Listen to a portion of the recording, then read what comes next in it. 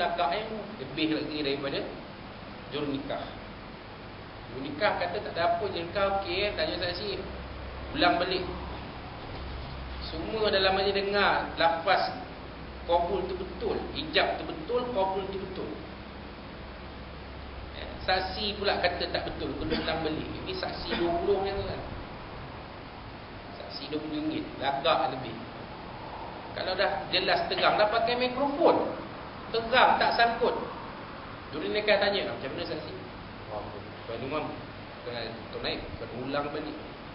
Angin betul. Saya kalau duduk dalam tu, saya angin apa ni? Dapat dalam masjid, dah pakai mikrofon, terang. Kenapa saksi nak menyulitkan perkara yang dah sedia ada? Itu pasal Tuhan. Tapi dah dia ada kuasa sebagai saksi, dia guna kuasa dia, walaupun hanya dapat RM20.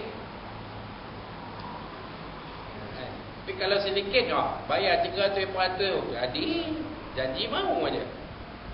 Walaupun dia tak pernah sembahyang Jumaat, walaupun ini kaki minum, walaupun ini kaki nombor ikut, duit dapat 300. Jalannya ada syarat-syarat dia, dia tak boleh tangkap mana-mana orang sebagai saksi, kerana dia ni yang akan menjaga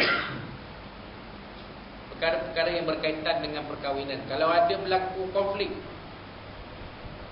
dia boleh menjadi saksi. Ini maksud dia. Hal ini berdasarkan hadis. Qala Rasulullah sallallahu alaihi wasallam, la nikaha illa biwaliyin wa syahidai adlin. Tiada nikah melainkan dengan wali dan 2 orang saksi yang adil. Wa ma kana ghairu dzalik fa huwa batil. Apa-apa pernikahan yang selain daripada itu, yang tak menggunakan perkara itu, wali pun sangkut, saksi 2 orang pun sangkut, tak adil, maka nikah itu batil. Nikah itu tidak sah. Yang Nabi SAW sebut. Jelas. Jadi wali kita dah sebut dalam bab-bab yang dalam kuliah yang lalu, betapa pentingnya wali. Saksi pun sama. Itulah kalau kita perhatikan saksi ini sebaik-baiknya, kalau dalam dalam konteks kita di sini, biarlah pegawai masjid. Pegawai masjid. Saya masjid nikah tu tak pernah pakai selain daripada pegawai masjid, melainkan satu kes. Itu memang dah tak boleh nak buat apa dah. Sebab waktu tu semua pegawai masjid di luar kawasan, tinggal saya seorang. Jadi terpaksa guna saksi seorang dari tiap-tiap pihak, dari kedua pihak, daripada pihak lelaki pun ada, daripada pihak perempuan pun ada. Itu sekali je. Selain daripada itu, memang kita guna Tuan Imam, Tuan Bilal dan Tuan Siap.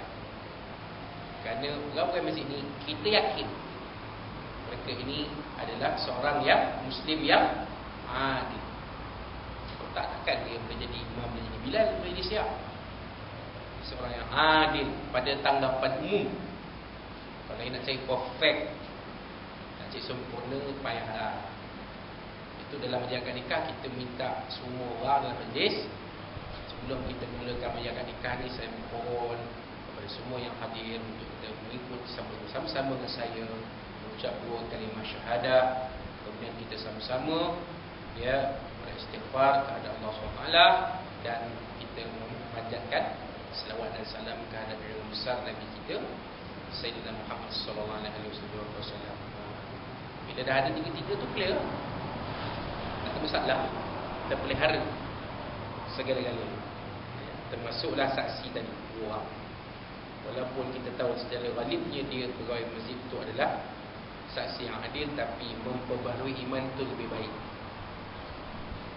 Memperbaharui iman, minta ampun kepada Allah SWT, memohon syafaat dari Nabi SAW, itu adalah lebih baik, kan? Baik. Kita lihat 1.5.1, syarat-syarat saksi. Syarat-syarat saksi adalah seperti berikut. 1.5.1.1, Islam.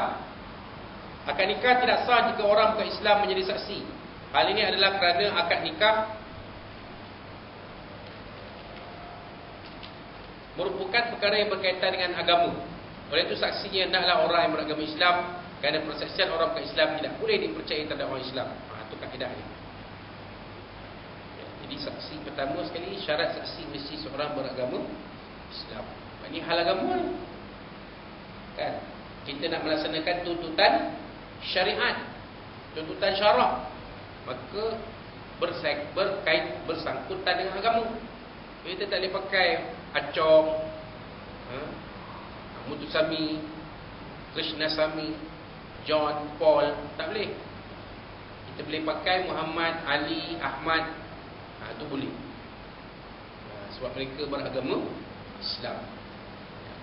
Yang bukan Islam tak boleh.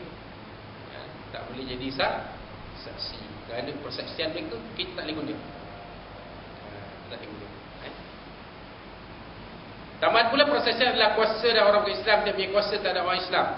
Ini berdasarkan firman Allah SWT, A'udzubillahi minasyaitonir rajim, wal mu'minuna wal mu'minatu ba'dhuhum awliya'u ba'd. Surah Azim. Maksudnya orang-orang beriman lelaki dan perempuan, setengahnya menjadi penolong bagi setengahnya yang lain. Surah At-Taubah ayat 71. Itu jelas disebut oleh Allah SWT.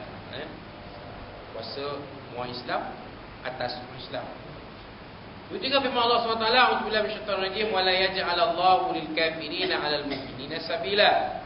Surah Azim. Maksudnya Allah tidak sekali-kali memberi jalan kepada orang kafir untuk membinasakan orang-orang yang beriman. Surah An-Nisa ayat 1/1.